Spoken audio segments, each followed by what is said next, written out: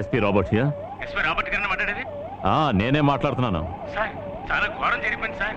ఊరికే నస పెట్టకుండా విషయం ఏంటో చెప్పరా. హాస్పిటల్ తీసుకెళ్తుంటే మధు తప్పించున్నాడు సార్. ఏం పీకుతున్నారా మీరంతా?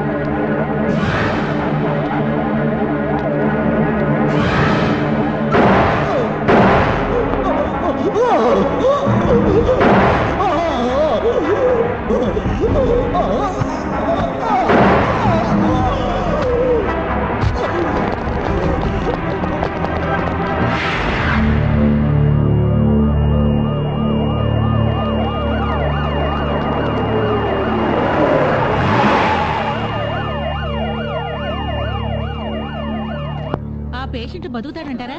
తప్పండి, దయచేసి తప్పండి. ప్లీజ్ ప్లీజ్ ప్లీజ్ తప్పండి. ఏమిటి న్యూస్? ప్లీజ్ ప్లీజ్ డాక్టర్ గారిని ఇప్పుడేం అడగదు. హలో, అడ్డు తొలగండి. తప్పకోండి, కొంచెం వినిపించుకోండి.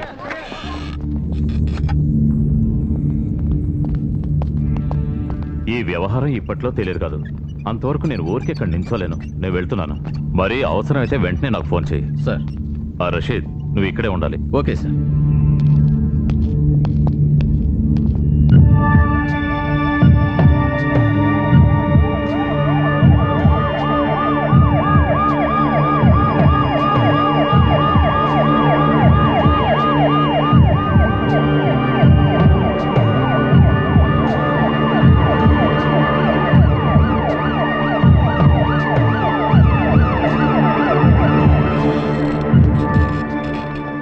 సార్, ముద్దాయి ఎలా ఉన్నాడు? ముద్దాయి కాదు, పేషెంట్. హాస్పిటల్లో పేషెంట్లు ఉంటారు. బతికించడానికి మా ప్రయత్నం మేము చేస్తున్నాం. ఇప్పుడు ఏం చెప్పలేం. 5-6 గంటల నుంచి ఆపరేషన్ థియేటర్ లో ఉన్నాను. I'm damn tired. Please leave me alone please. Sir.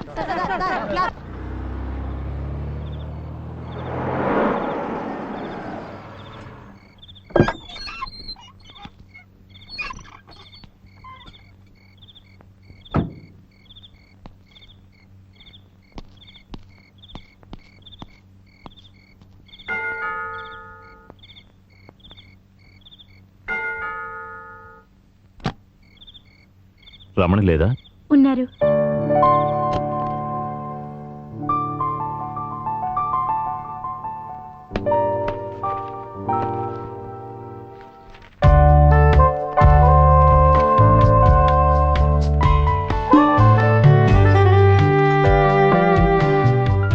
భయపడకండి సార్, అందులో మీ నెంబరే ఉండదు. కిందికి రా.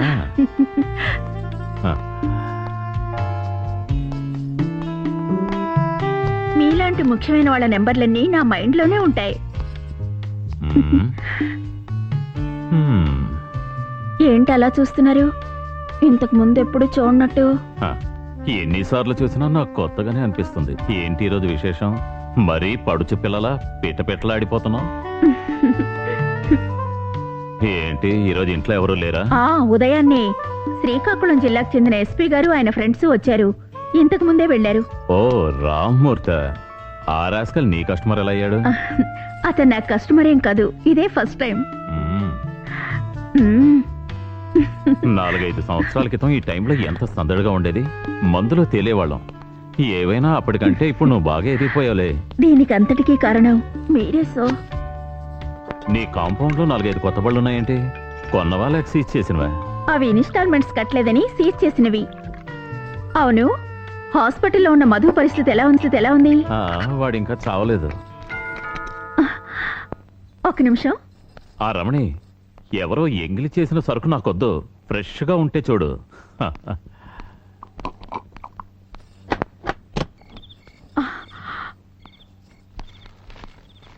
ఇదేంటి తీసుకోలేదా? లేదు, నువ్వు నచ్చ చెప్పు ఉండాల్సింది. నచ్చ చెప్పాను, అయినా కూడా వినలేదు. నాకు కావలసినవన్నీ నా భర్తే నాకు కొనిపెడుతున్నారు, వాటితో నేను తృప్తిగా ఉన్నాను అని మీతో చెప్పమన్నారు. తరువాత తిరుపతి ప్రసాదం అని చెప్పగానే అది మాత్రం తీసుకున్నారు. తీసుకుందా? తీసుకుని ఏమంది? మనసు ప్రవర్తన సరిలేకుండా ఏ గుడికెళ్ళినా ప్రయోజనం లేదని మీతో చెప్పమన్నారు.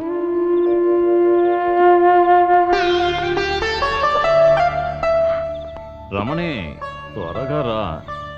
వస్తున్నా.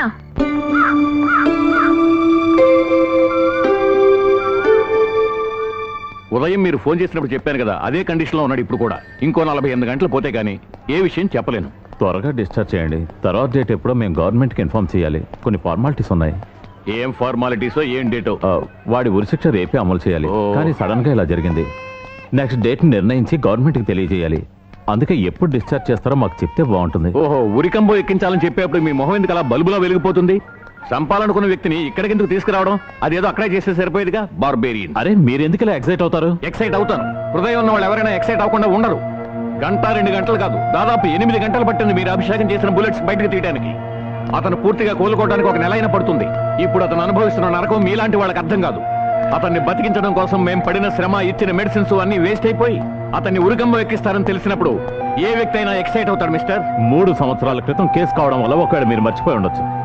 సొంత అన్నని, అతని భార్యని చంపి గోని సంచిలో కుక్కి లోయలో పడేశాడు అతను. కన్నతల్లిలా గౌరవించాల్సిన వదిన మీద కోరిక పెంచుకున్న కామాంధుడు వాడు. ఈ దేశంలోని అత్యున్నత న్యాయస్థానానికి, అంతెందుకు ఈ దేశ ప్రెసిడెంట్కే కలిగిన దయ మీకు కలగడంలో అర్థం లేదు mister. The low you uphold, I abhor it. జీవం పోసే అధికారం లేని ఎవరికి అది తీసే అధికారం లేదు. చెప్పాను చూడడం కుదరదని. This is too much. నేను ఒక లాయర్ని, నా క్లయింట్ ని చూడుతుంటారేంటి? ఇదెక్కడ న్యాయం మిస్టర్? సారీ మేడం, మీతో వాదించే టైం మాకు లేదు. మీరేమైనా మాట్లాడదలుచుకుంటే డాక్టర్ గిరితో మాట్లాడండి. Oh I see. ఎక్కడున్నారు ఆ గిరి? ఇక్కడే ఉన్నాను. So you are doctor Giri. yes. Better you solve my problem. What's your problem? ఈ రూమ్ లో ఉన్న ముద్దాయి కాదు, పేషెంట్. Okay, patient. అతను నా క్లయింట్. ఓసారి నేను చూడాలి. అది సార్, మీరు ఏం చెప్పాలనుకున్నారో నాకు తెలుసు సార్. అతను మాట్లాడే పరిస్థితిలో లేడంటారు. ఓకే, ఐల్ కీప్ మమ్. మాట్లాడకపోయినా నేను ఒకసారి చూడొచ్చుగా. మధు మీ క్లయింట్ అని చెప్పారు, మీరెవరో చెప్పలేదే. చెప్పాను వీళ్ళకి, మీరు రావడానికి ముందు. ఓకే, మీకు చెప్తాను. I'm advocate Sitalakshmi. ఈ పేషెంట్ కేసుని సెషన్స్ హైకోర్టులో వాదించింది నేనే. Straight brief. గెలవలేదుగా? గెలవలేదు. ఇప్పుడు ఆ విషయం ఎందుకు సార్? నేను అతన్ని చూడడం వీలవుతుందా లేదా? ఇప్పుడు వీలు కాదు, 2 రోజుల తర్వాత చూద్దాం. సంతోషం. ఈ విషయం వీళ్ళు ఇంతకు ముందే చెప్పుంటే నేను ఇంతసేపు వెయిట్ చేసేదాన్ని కాను. నా పాటి నేను పోయి ఉండేదాన్ని. Anyway, thank you very much doctor. నేను హాస్టల్కి వెళ్తున్నాను శృతి, నువ్వు వస్తావా లేదా? ఇక్కడ తెల్లవారులో నుంచున్నా నువ్వు నీ మధుని చూడలేవు శృతి. వాళ్ళు దానికి ఒప్పుకోరు.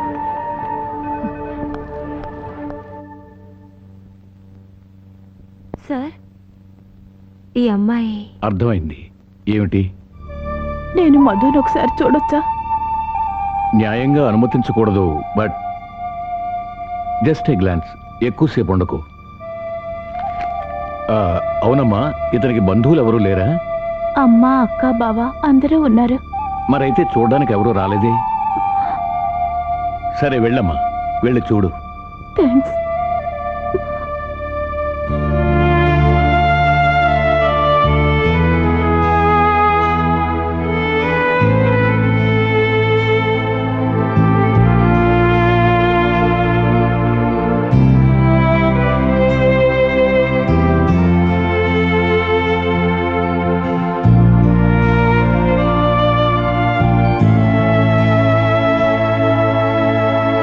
పోతే ఒక్కోసారి కొట్టాలి, అది నా డ్యూటీలో భాగం కదా. ఇన్నాళ్ళు నేను అలాగే అనుకునేదాన్ని. ఇప్పుడు అర్థమైంది అందులో ఏమాత్రం నిజం లేదని. ఏంటి? ఈ రోజు టీవీలో ఏదో సినిమా చూశాను. అదే అందులో ఒక స్వామీజీ ఉన్నారు. ఆయనకి